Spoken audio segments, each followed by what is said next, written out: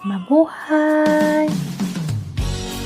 Atsal na talong for our lunch with pipino po yan. Ayan, sino nakain ng atsal na talong? Ini-experiment ko lang yan, nilagyan ko ng pipino. That's it. And now, let's prepare for our dessert. Now, kasi may avocado kasi kami, kaya yan. After lunch, yan ang gagawin natin. Lalagyan lang po natin yan ng asukal, gatas. Simpleng-simple lang po yan. Wala nang chichi-burichi.